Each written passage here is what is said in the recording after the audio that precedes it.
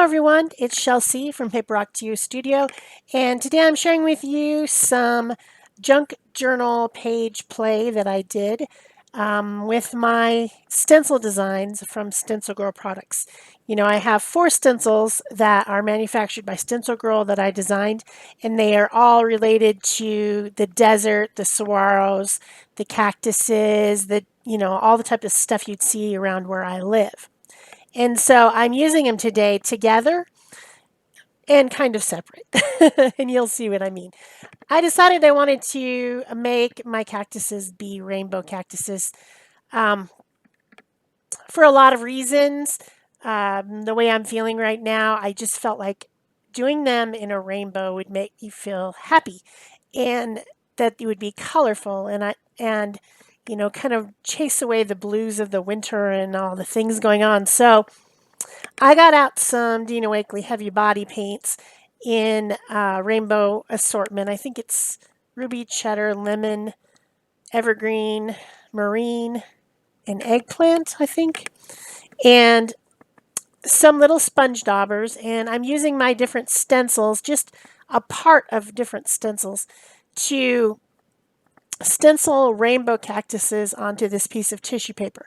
I have never actually tried this tissue paper before, but it actually is very sturdy. I got it from Canvas Corp brands a long time ago. I don't know if they still have it, but it's 12 by 12 tissue, and it's more sturdy than like gift tissue. But gift tissue absolutely would work for this. I just happened to find this package of tissue in my stuff, and I'm like, I better use that. I'm going to try it. I'm going to try it. So what I like about tissue paper when I'm doing things in my junk journal, for one, I'm not so precious about my junk journal. I literally made it out of junk. It was junky crap stuff from my desk, and I made old cards and handwritten notes and printed things that I no longer needed, and I used all those things to make my journal that I've been using in the mornings, trying to have art practice in the mornings with a little bit of tea and calming music, and trying to work on my word of the year, which is serenity, bringing a little serenity into my life in the morning so that I can get through the day a little bit easier. So what I like about tissue paper, I think I went down some rosy path there for a second, is that I can have all these little pieces of rainbow cactuses, and I can tear them out using water to make a fluffy edge, and then I can put them anywhere in my journal, anywhere on the page.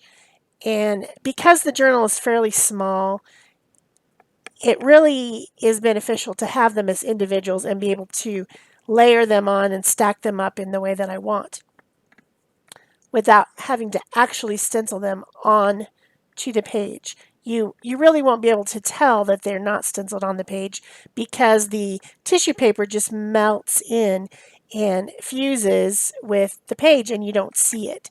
So that is what my idea was, is to have these rainbow cactuses. I wasn't sure if I was going to use them all or exactly what I was going to do, but I mean, this is such a simple process, but maybe you didn't think of it. So maybe it inspires you to make something bright and colorful on a cold winter day that you might be inside, and this could be something you really enjoy. So now I'm using a water brush, and this particular tissue paper doesn't tear as easily as gift tissue paper. But I think that's a benefit as well, just because it won't tear on the page as much. Sometimes when you get the tissue paper, the gift type, inexpensive from the dollar store tissue paper, too wet with medium, it sometimes tears when you're trying to collage it. So I'm pretty happy with this tissue paper, and I guess I would call it more like industrial strength or something. I don't know. But yeah. I think there is some tissue paper that some of the other people on YouTube have been using, That's called water resistant tissue or something like that. But anyway, I don't know. So I was tearing out most of them with the water because I think that having that fluffy edge around the edge of it helps it blend into the background once you collage it onto the page better. But I did cut a few of them. So I did that too, and I'm not sure that it really made all that much difference. So here's my junk journal. Like I said, it's just made out of trash. It is an actual junk journal made out of junk. And I feel so happy about this because I feel like I reused all this stack of papers that would have gotten thrown away.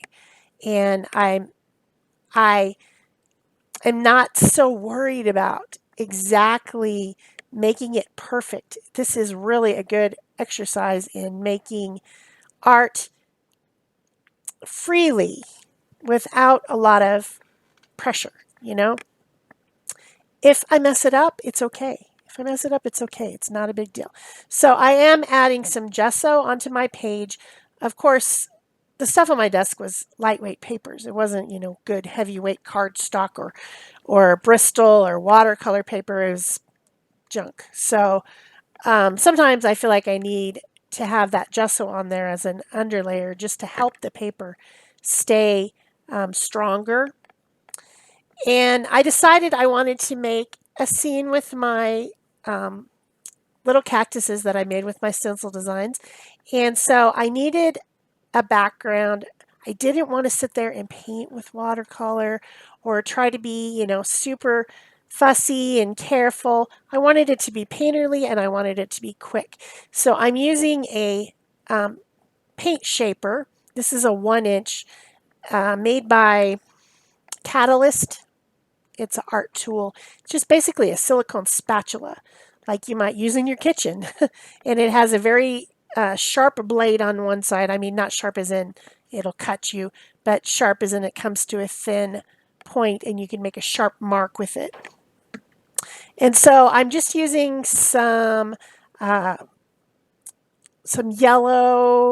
brown paint, some black paint, and some white paint, and a little bit of blue paint, and mixing those together and creating this really quick background by scraping the paint onto the page. And this was so fun. I feel like it was easy. I feel like it's effective, like, an easy way to make something that looks painterly. I don't really use this Catalyst tool that often, and so I was pretty happy. So across the bottom, I used one of my ATC mix-up stencils. You get 9 stencils on that larger piece, and one of them was inspired by rocks in my backyard, and so I used that rock one across the bottom, and I put the stencil down over the paint while it was still wet, and used a baby wipe to wipe away the paint, so you get some of that texture and shape across the bottom there where the rocks would be in the foreground. And then I'm using this Saguaro scene to create a little bit of texture in the background, just using white gesso. Also, that other one is from the ATCs. So I've got 2 9x12s, I've got a 6x6, and then I have a 9x12 that's divided into 9 pieces. And I'm not using every single thing, but I did use all 4 of the stencils during this project. So now I've got some Liquitex fluid matte medium. For tissue, you want to have a fluid usually. I generally use a gel, but for the tissue, I use the fluid. And I have an old brush. You don't want to use your nice brushes with matte medium. It can be kind of gross. You can get them all yunky. And then I'm just taking my different rainbow cactus pieces. Now this little barrel cactus is going to be in the front, and I was concerned that it would show what was behind it too much, and so I painted a coat of white gesso on the back of the little barrel cactus before I put it on, and in that way it could layer over that saguaro and that ocotillo, and you wouldn't see them through it. It wouldn't muddy it up. So sometimes you might want to do that. Put some white on the back of your pieces. of tissue if you just don't want things to bleed through. I really wasn't concerned about it, except for in that case, it had so many things behind it that I just thought it needed a little bit of white gesso. So I put on a prickly pear, I put on agave, and then there's a little tiny totem cactus over here on the edge, and just making sure they're all stuck down with the matte medium, making sure that the matte medium has soaked into the tissue paper to completely eliminate the edges. Then I gave it a really good dry before I started making marks, because I don't want to ruin the tips of my Posca pins. So I wanted to make sure that all that medium and paint was dry. So I did use a heat tool. So now I have a fine tip white Posca pin, and I'm just making quick highlight marks, white marks around the edges of my stencil designs. I think that when you do this, for one thing, I took all the different pieces of cactuses separately and reassembled them in a different scene that was on the stencil. So it doesn't look like I took a stencil and stenciled it. That's the first thing. The second thing is that by doing the mark making and the coloring and adding highlights and shadows, I'm adding my own hand to the stencil design. Yeah, these are my stencils. So all of this is me. But if you are someone who is hesitant to use stencils because you think that every time it comes out the same, you know, there's not enough variety and you can't make it your own, that's not the case. Depending on what kind of techniques you use, you can make it 100% your own. So it's just really not a problem. So now I have some gel crayon things. They're like the consistency of lipstick, and they go on really easy. And I'm just adding a little bit of dark to the background to add some more drama. It felt like it was really light, and so I did that, and then I added a little bit of green in a couple places. My stencils are, in the most cases, outlines, and so filling them in with a little bit seemed like the right thing to do. I only did a couple of them. So then I was using two different color greens, of course, because all the cactuses are not the same color.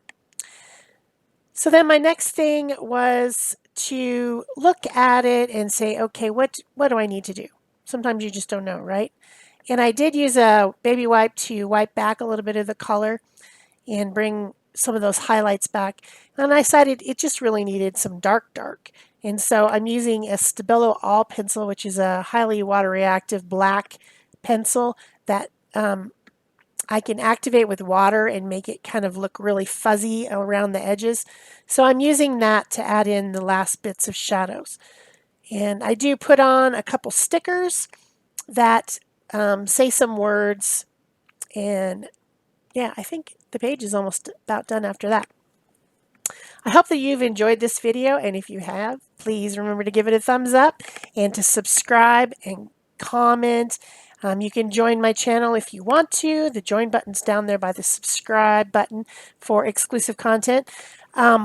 Also, you can purchase these stencils at StencilGirlProducts.com, and I will put a link and a list of the stencil numbers down below the video, so you can go and click on them to find the one that you want, or all of them if you want.